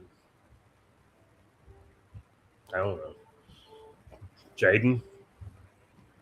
The match was okay. I kind of just was zoning in and out. I agree. Silas shouldn't care. It's a bad Street Rules match, and Terry Gordy wouldn't care about that. But I didn't like. I don't know. First of all, if they're trying to make Idol a credible challenger, he should have pinned Silas Mason. That could at least made him look as a credible challenger. He pinned him in the tag match. It's old school booking. It makes sense. It's logical. The match itself, I don't know. It was just never felt like it got out of first gear, and it was obvious for some reason. I don't know why. I mean, because I'm smart. That Kerry was going to be the one dropping the fall, and he was the weak link of that. I agree with DK. This whole, on again, off again. Are they going to break up? Are they fighting? Are they friends? Thing just needs to go away or end or something. And I hope the match with Idol is okay, and we never have to see him in a title picture again. At least not the world title picture. And honestly, I'm tired of Latimer. He needs to go away and learn a new hold too. No, I love Latimer, but I think his while they're waiting to heat him up again, maybe he should enter the tag team division, and maybe teaming him with Idol wouldn't be a horrible idea just to get him into something else for now. I don't necessarily need him to go away, but I do need him to be somewhere else. Like with Kenzie, right? Kenzie Page has not had a shot at Markova since losing the title, nor has she requested a shot at Markova. She hasn't requested a shot at Nieves, and she's been more focused on tag team wrestling or teaming with her sister. I feel like that's the approach maybe they should do with Tom is like just get him out of the division. He doesn't need to go away, but just don't make him a credible challenger for the world title right now. You can work that up later. You can fire him up later. You can put him in that position later. In the meantime, let Silas, spread the wealth a little bit. Give him some victories over some people who maybe haven't had an opportunity to challenge for that title, or build people up to challenge for that title. Of course. And look, I don't love Brian Idol, right? He's not my favorite wrestler, but he did win his 7 matches. So I'm cool with him getting a shot at Mason for the 10 pounds of gold. I would just like it to be over and done, and then he could go back to the drawing board. And again, if you put him and Latimer as a tag team at the Crockett Cup, I would not hate that. I don't think that'd be bad. Just as long as it's not in Tampa. Yeah. Real quick, some of the comments while you guys were talking and I was talking is Matthew Underwood says, Kerry being so afraid of Tom is weird when they wrestled a competitive match when Tom was TV champ right before he cashed in. Yeah, I mean, Kerry, I feel like at this point in the game, and I get it, he's a heel, but at this point in the game, Kerry shouldn't be afraid of anybody. He's probably the best he's looked in the ring. He's probably in the best shape he's been in a long time. I don't feel like he should be intimidated by anyone when he gets in that ring, especially, Tom Latimer's not that much bigger than him. It's not like he's looking at, like The Undertaker or something. It's somebody that he's been in the ring with before. I don't understand the overreaction, I think. But maybe that's just him being a heel. Maybe that's just some old school wrestling. I don't know. Noob said, I'm going to say it once, and I'll say it again. Brian Idol is not going to dethrone Silas Mason for the 10 pounds of gold. And on top of that, he'll get over except in Tampa Bay. He won't get over except for in Tampa Bay. And then Noob goes on to say, when you think of the looks that kill the team, who's bigger star in the duo, Markova or Idol? I see Markova as the bigger star. She's over like Rover. And Noob, I don't think anyone disagrees with you on that. I think Markova has earned that. She definitely has the best assets. Well, I think she certainly has earned that. We've seen her have really good matches even before she won the title. She was having great matches with Kenzie before Kenzie was champ. She had great matches with Max the Impaler. She had great matches with Camille. She's been around. She's earned it. The great match with Tiffany Nieves, I think that was last year in Dothan. So, giving her flowers, she's absolutely deserved it and earned it. I don't know what Brian Idol has really done to make anybody just be overly infatuated with what he does in the ring. If you like him, cool. But tell me his signature match. What's the match that he's had that made him look like a superstar? When he broke his shoulder against Silas Mason. That was my favorite match. And I actually didn't dislike him, but for some reason, the more and more I see him, the more and more I'm starting to dislike him. I'm starting to see why you guys hate him. And it goes back to the Primetime Live series. I don't know if you guys were aware, but he was on one, I think like the last, you remember the Primetime Live series during COVID? He was in one of the last, I think it was like episode 10 or episode 11 of that. And he was just so not good. I was just really disappointed. He seemed very, and the term I used then, and I'll use it now because I don't think it's changed. He looked very wooden and laconic. He didn't look excited to be there. And there was no audience, so maybe that had something to do with it. But he just looked like he was going through the motions.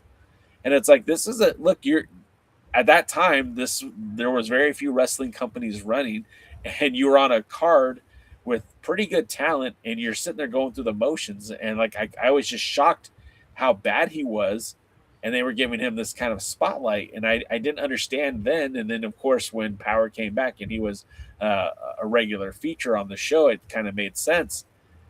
But Matthew Underwood said the match versus Carnage where he sold like a champ. Okay, do you give credit to Idol or to Carnage for putting on a good match?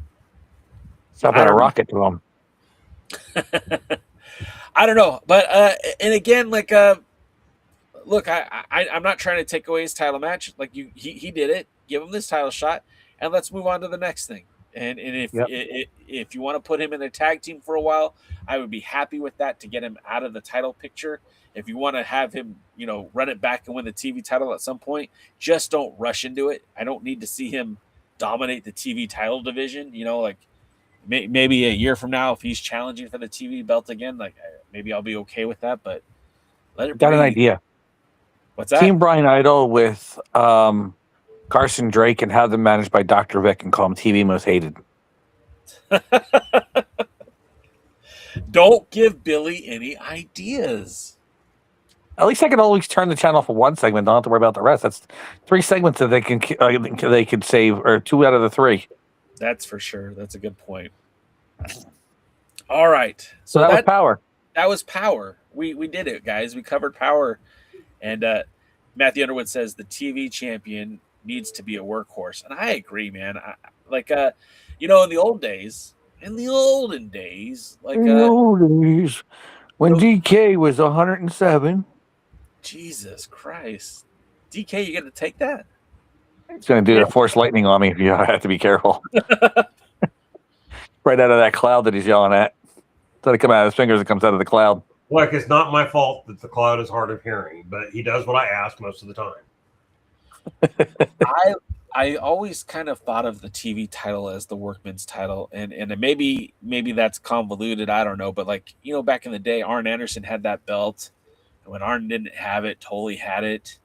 I think, right? Yeah. And Tully Blanchard, Arn Anderson, beautiful Bobby Eaton, stunning Steve Austin. Yeah. Barry Windham. They're all the great Muta.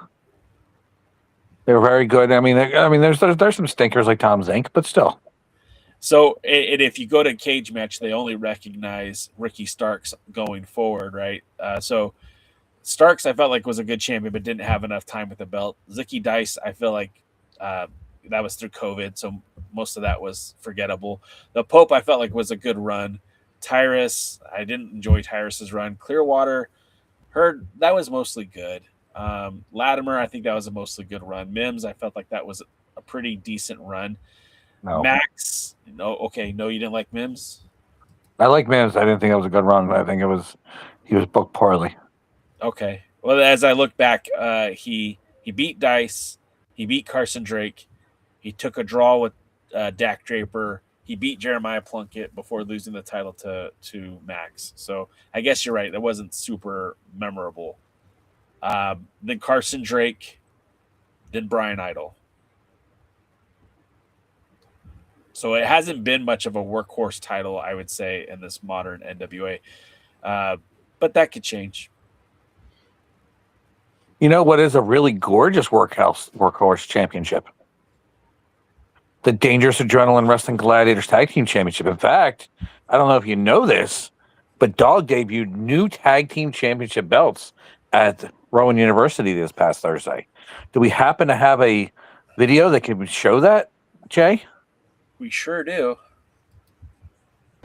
Wrestling fans, Max Mundo, the Dog Pro Wrestling Ambassador. This is WrestleMania 9, and we're here at beautiful Rowan University, and we have a very special announcement tonight with you all. The reigning defending, who will be defending the gold tonight, tag team champions from Dog, Matthew Oman, Gabriel Hodder. They are Primal Fear. Woo! Yeah, what up, Max? How we doing? How are you guys feeling tonight? Ready to roll, let's go. Tonight is filled with surprises. Before you guys go into your match, I just want to unveil to you two the new gifts from the office of Dog Pro Wrestling. That's the new Dog Tag Team Gold. Ooh, yeah, look at that. Wow. Beautiful, beautiful, beautiful. Yeah, you know what I think about that, Max? I think, yeah, buddy, Rowan University. Your boys Primal Fear are in the house tonight, and we might be rocking new gold, but it's the same gold. Yeah. Tell them, Max. Right, the same goal, to show all these tag teams that we are Primal Fear, and we are all fight, no flight. Woo! Welcome to WrestleMania 9.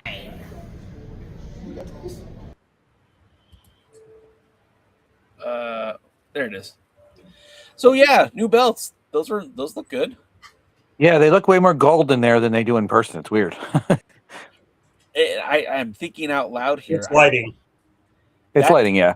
I believe that is the third style of tag champions that Dog has had, right? Yes.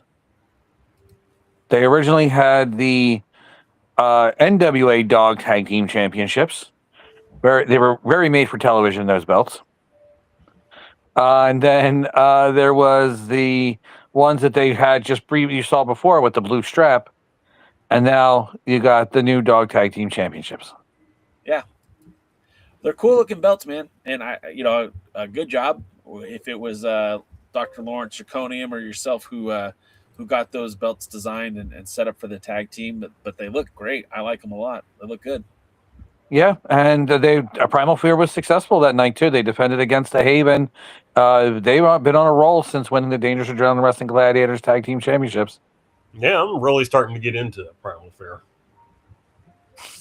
And there's three of them too, because don't forget there's Adrian Soriano, who won the Rowan After Hours Heritage Cup back in August, and had King Within an Eyelash winning the Dog Championship at Rowan University.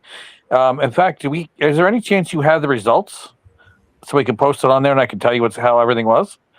Yeah. I can't seem to find it myself. I have the results right here, actually.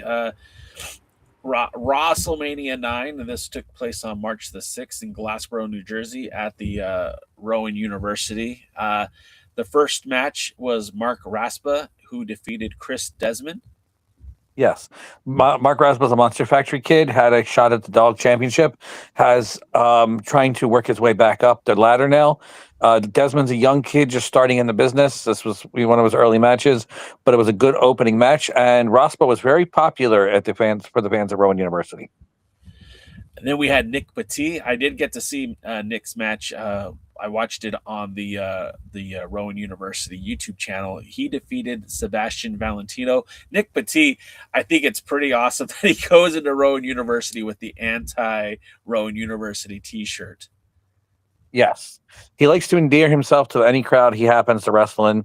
He has also fought for the Dog Championship. It was when they were part of last year at WrestleMania. He was part of a Four Corners elimination match where Vinny won that championship. He is always going to be a dangerous challenger for any championship in professional wrestling, especially Dangerous Adrenaline Wrestling Gladiators.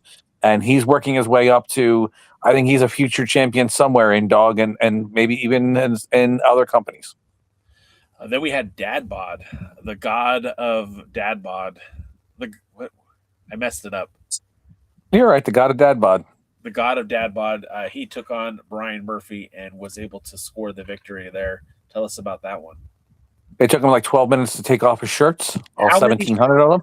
Ended up having on, I lost count at 4. A lot. And then the match ended much quicker than it took him to take his shirts off. Next up, we had the world famous Cheeseburger, and he defeated Mike Z. Yeah, that was a really, really good match. I enjoyed that.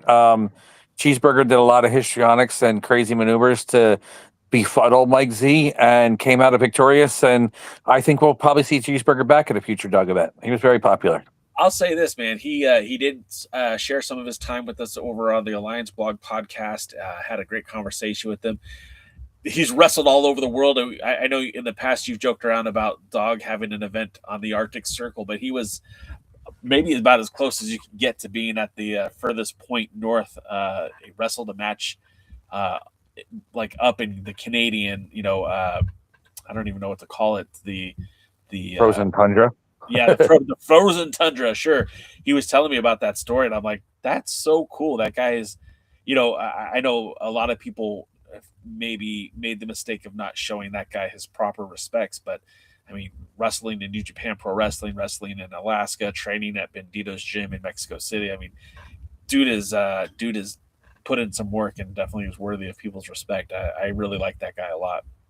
Spent a lot of time training with one of your favorites too, Sumi Sakai. Helped him grow a lot as an individual. So very good. Yeah, Sumi Sakai, not Sakiyaki or whatever you want to call her. Not Sakiyaki. Who would say that? Delvin Rodley.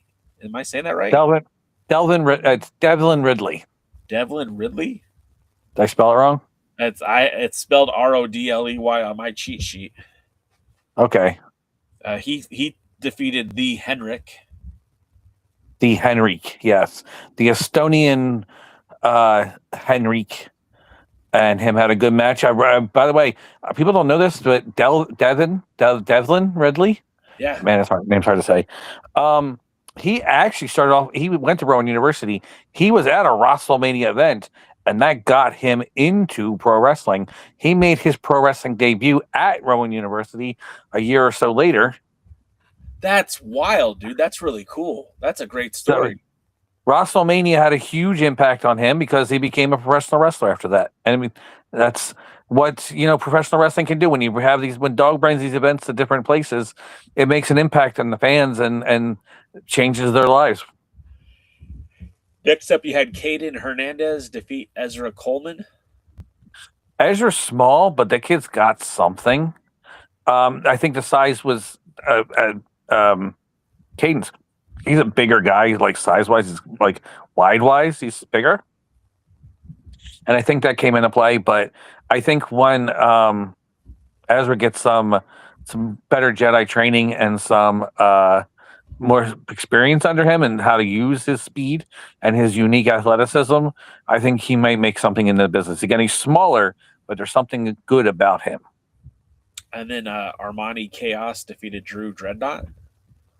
Armani Chaos came from the New England area, like Maine, Massachusetts. He actually spends a lot of time training under Donovan Dijak. Oh, okay. Yeah. And again, he's a very athletic guy with a lot of good potential. I thought that match was a good showcase for Armani. Next up, fit him like a suit. Next up, we had the Dog Tag Team Championship match with Primal Fear defeating the Haven. Really? Did I get that wrong? Is that what's listed? That's what I have written down. Oh, because I thought it was the World Wrestling Grand Prix Women's Championship match. Oh yeah, you're right. I'm sorry, I skipped. Yes, you're right. The World Women's Grand Prix. Let me try that again. World Women's Grand Prix Championship match. Gabby Ortiz. World Wrestling Grand Prix Women's Championship match. Oh, I gotta fix my notes then. World Wrestling Grand Prix Women's Championship match. Gabby Ortiz defeated Valerie Verman. Valerie Verman had been the champion for quite some time and actually had defended that title last year, WrestleMania. And so Gabby Ortiz from the Monster Factory, she came in and I think she kind of upset the World Wrestling Grand Prix and Dangerous Adrenaline Wrestling Gladiators by proxy. Well, she definitely upset Valerie Verman.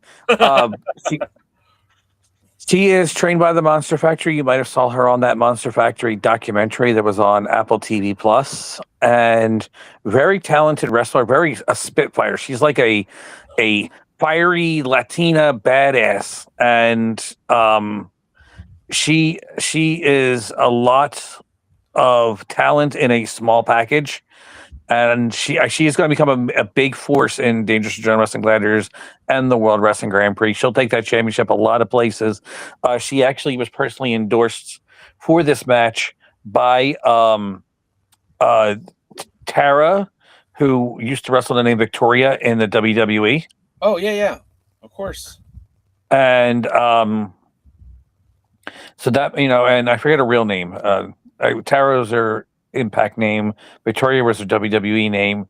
Her actual name is Lisa Marie Varnon, I think, or something like that. But either way, she's been endorsed by her as a future star.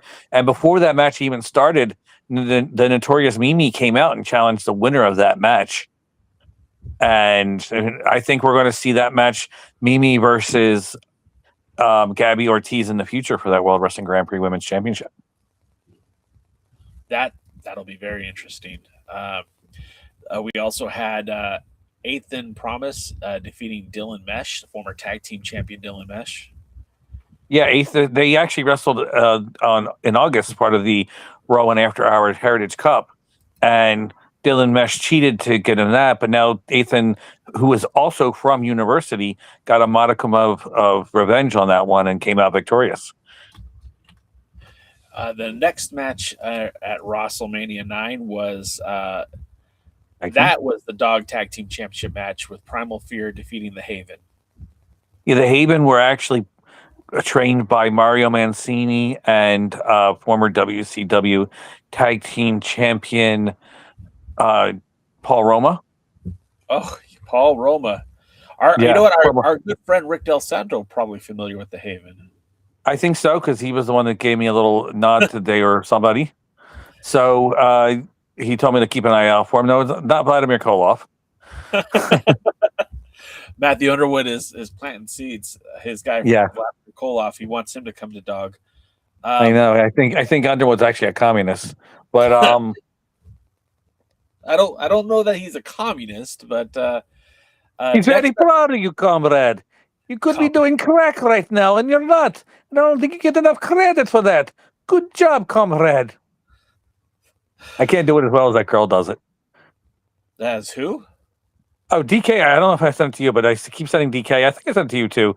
This one Russian girl. She was actually a singer, and she does YouTube skits where she goes, "I'm very proud of you, comrade. You could be watching NWA right now, and you're not. And I don't think you got enough credit for that. Good job, comrade." Everything's basically something like that, but she does it very well. I can't hit that accent as well as she does. Yes, she does have it down. I mean, it helps that she's actually from Russia, but from Russia with love. From Russia. Next up, I think a lot of our viewers would be familiar with this talent. Taking on Vinny Talata. He's a whole lot of Vinny Talata. AJ Kazana gets his first Dangerous Adrenaline Wrestling Gladiator victory. And tell me, what was it like having AJ Kazana on a Dog event and having like that NWA representation? AJ's a nice guy. It was nice. I spent some time with him and Bruto Bob talking a lot with them, and he calls him Uncle Bob. And they have a repertoire where basically they crap talk each other. It's kind of like me and Dave Dahl, except Dave Dahl doesn't have any good crap talking back. But it was a lot of fun. I learned a lot, and I knew a lot about AJ, but it was still like the stories they were telling and talking about different things and different people in the business and various stuff was always great to hear and interesting. AJ the Talata tried tricking AJ, but I know he acted like he blew out his knee, and the referee believed it, and a lot of people believed it, but he ended up instead using that distraction to almost beat AJ. But the bull himself, AJ, came out on top, beats Vinny Talata in a whole lot of great wrestling action. You can watch it on the Rowan YouTube page, and check it out. It was fun. But I think you're going to see some. Hopefully, in the future, you'll see more of AJ Kazana in Dangerous Adrenaline Wrestling Gladiators. This was, by the way, his first ever match in New Jersey. Oh wow, that's kind of cool. And it's kind of funny because he was in Philadelphia, just about an hour and a half away, right? Next 30 up, minutes away. you give me varying times, like, oh, it's 30 minutes, oh, it's an hour. It just depends on traffic. I've made it into Philadelphia in 9 minutes from Glassboro. I don't recommend traveling as fast as I do, which is why I don't drive anymore. But I've made it in 9 minutes. Next up, we had a former guest of the Alliance Blog podcast, Marvelous, as he took on Calvin Dumont, and he was victorious in his matchup. Calvin Dumont's also one of the trainees of Donovan Dijak. He just has this slappable face. It's kind of like Carson Drake and Brian Idol, except he actually is good in the ring and not annoying. But he just has this face that you just want to see him get beat up. And speaking of beat up, Marvelous he has a little wrestling buddy he brings with him, and Dumont took umbrance to that and beat up the wrestling buddy too. But that distraction, I think, is why Marvelous came out victorious. Marvelous is a former top contender to the Dog Championship, and he's back on his winning ways, looking to, go further in Dangerous Adrenaline Wrestling Gladiators. So I think it's going to be a lot of fun seeing Marvelous make his name in Dog, and the fans in Rowan always love him. That's awesome. And again, good to see good people get over, so I'm happy for him.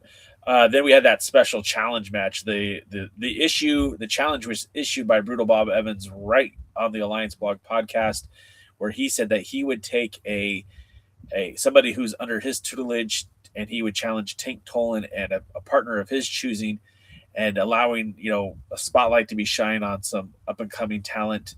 And so Brutal Bob, who was on, like I said, on the Alliance Blog podcast, he selected former flag boy, current Connor Schaefer.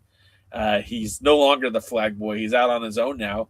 And they took on and defeated Tank Tolan and Big Billy Gold. And we've had Tank Tolan on the podcast in the past. Great dude. I like all three of those guys. I'm not super familiar with Billy Gold. So tell me about Billy Gold and tell me about this match. Basically what it is Big Billy Gold is a heavy, large, talented, agile big man. He's a very good guy in the ring. He reminds me a lot of a mixture of Roadblock and a hillbilly, but with the athleticism of, say, Silas Mason. Okay. So he can move well, he can move fast. Kind of actually reminds me, now I think about it, kind of reminds me of Prime Big Boss Man. Whoa, that's impressive. So yeah, he's got some good talent. He's actually holds gold in Mid-Atlantic Wrestling Alliance. He's their current champion. Okay. The championship, he didn't have the championship with him, that wasn't on the line. But Big Billy Gold and Connor had some dislike of each other for a long time. Big Billy Gold was actually the one chosen first by Tank, and I saw Bob go over to Vinny and hand him a couple big bills, and the next thing you know, he had Connor in the match, but he also had Dylan Mesh in the corner. Like Dylan Mesh was also came part of that package. So I think he might have paid for Dylan Mesh and Connor Schaefer that night. But it was a good match. It was very fun. All wrestlers were entertaining. Big Billy came in like a house of fire and was just destroying everybody. And they honestly, it looked like Big Billy and Tank were going to win that match. But when he went to suplex Connor in the ring, Dylan Mesh grabbed Big Billy's ankle and held it down, and Connor got that 3 count. So it's great for all the wrestlers, the 2 young wrestlers involved, because they got to wrestle with people that are so incredibly talented. Tank Tolan's a former WWE superstar, former Ring of Honor superstar, former head trainer from OVW, and a Monster Factory guy too. So he's got the pedigree. And Bob Evans is one of the smartest men in wrestling, and so I'm sure a lot of those guys have just gotten even that much better just being around them, and the knowledge that they must have absorbed. But sure, I think it was good for all of them, and it's good for the future of Dangerous Adrenaline Wrestling Gladiators. Yeah, absolutely. And then the next match on the card was Ty Thomas, who defeated Samuel Thompson. And we know Ty Thomas has been heavily involved in the dog title picture, having some opportunities, but hasn't gotten there yet. But this is a big victory for him, and maybe might set up a match with Vinny the Fixer down the road. Well, he actually has one coming up at Mawa on March 25th. It's a Saturday, whatever that's March 25th, I think it is the date. For Mawa, he also had one against him at Rowan University here. He's a Rowan University alumni. Fans loved him. You can bet on Ty Thomas the Gambler, and he came out victorious against the ever dangerous Samwell. And I think it's a good victory. Hopefully it catapults him to a future shot at something in the World Wrestling Grand Prix or the Dangerous Adrenaline Wrestling Gladiators or Mawa or something, because he's a very talented wrestler, and the fans are starting to see how good he is. Wow. And it's exciting. Next up was the 4-way elimination match with Irish Wolf, Max Mundo. Not Max Mundo. Oh, that's my fault. That's a typo in there. I need to fix that. Chris Kaluta, Dylan Shaw, and Strife. It's actually Stife. Stife, excuse me. Stife. Yeah. And of course, Irish Wolf got the victory there. Irish Wolf's a big man. Yeah, with a big tattoo right on his chest. He's a bigger man than everybody else in the ring, and his size definitely came out for that one. And then after that matchup, that brings us to the main event. Vinny the Fixer defending the Dog Championship against Adrian Soriano. I believe he's also part of Primal Fear, correct?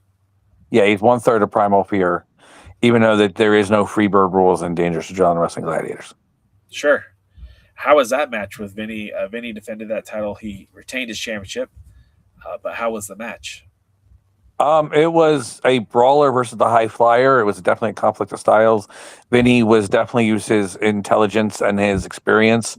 Adrian bloodied Vinny's nose, busted his nose right open. It looked pretty good. It's a shame we didn't get any good pictures of it. I told Vinny should have cut a bloody promo, but it was a good match, and Vinny used his knowledge to come out victorious. And you know what? This new Vinny the Fixer, the fans might not like him, but as a singles wrestler, this new Vinny the Fixer has been on a run. He's been beating everybody and anybody in front of him. Yeah, I mean, it's as somebody who's been watching Dangerous Adrenaline Wrestling Gladiators from afar, he went from being the tag team champion, and I don't want to take away what he did with Patch, but they were almost like a comedy troupe. When they'd come out, the fans would get involved, they would dance, and Patch, more than Vinny, of course, really got into the entrance and did some crazy dancing. And that's not who Vinny is anymore. He is very cold and calculated when he's out there. He's not dancing. He's not having a good time. He's out there winning matches, which for a career move, I think is the right way to go, because holding that Dog Championship, he hasn't looked better since becoming champion. And the thing is, it's never really been him. Vinny was not the dancer. He was kind of the guy, the straight edge guy who was just there, and Patch was the insane guy. And that's a very good description of both of them if you think about it. But they had a chemistry and a friendship. But when I think Patch abandoned Vinny, I think that set something off on him. Patch just retired out of nowhere, and they were actually, I think, scheduled to get a tag team championship match, and that just didn't happen. In fact, Primal Fear got that match. I think it was supposed to be originally the Old School Empire versus the War Devils, and Primal Fear got that match instead. But I think it hurt Vinny, and he took it personally, and he took that pain and turned it around and made it to a successful singles career. He has held singles gold before. He's held the New Jersey Championship in promotions, and he's held the Mawa Championship, and yeah, he's also held some tag titles. Like he was the first one half of the Mawa Tag Team Champions, and he held a 2-time Dog Tag Team Champion. But he has held singles gold, and his reign right now in Dangerous Adrenaline Wrestling Gladiators, this is career defining for him. This is going to make his legacy, and I think he's taking everybody he can and every shortcut he can to hold that championship. And the next event that's coming up, that's not far away. You said that of course that there will be a Mawa event in late March, but what about the next Dangerous Adrenaline Wrestling Gladiator event? When is that coming up? That'll be April 4th at the South Jersey Geek Fest. Okay.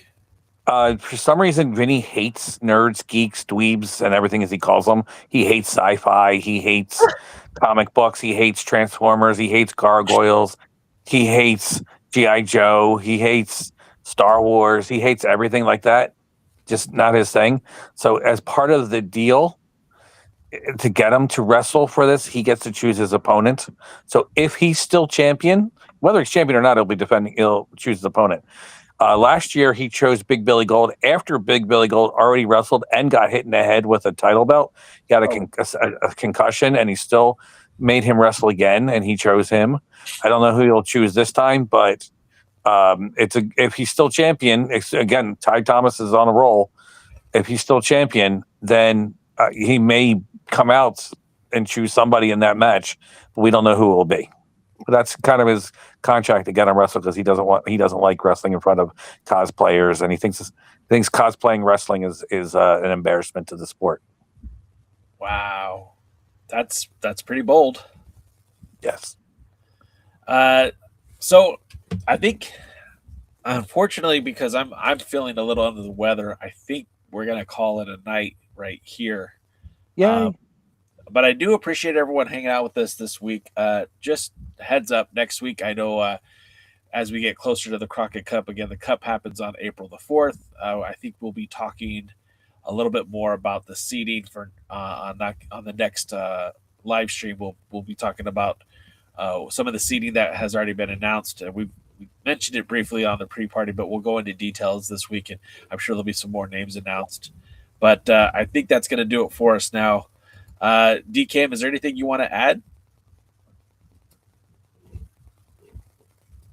No. All right. Well, then, for DKM and Jaden, my name is Jay Cal. Thank you for viewing the Alliance Guys live stream right here on YouTube, TikTok, and Twitch. If you want to support continue to support the live stream, please like and follow. Or if you're on YouTube, hit that subscribe button. Make sure you ring the bell so you get notified each time we go live. And until next time, we will see you at the matches.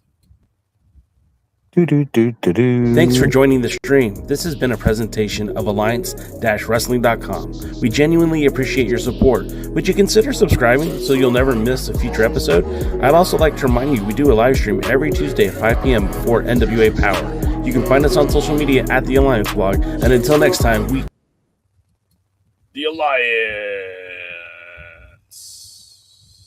I'm trying to end the stream. Pre-party.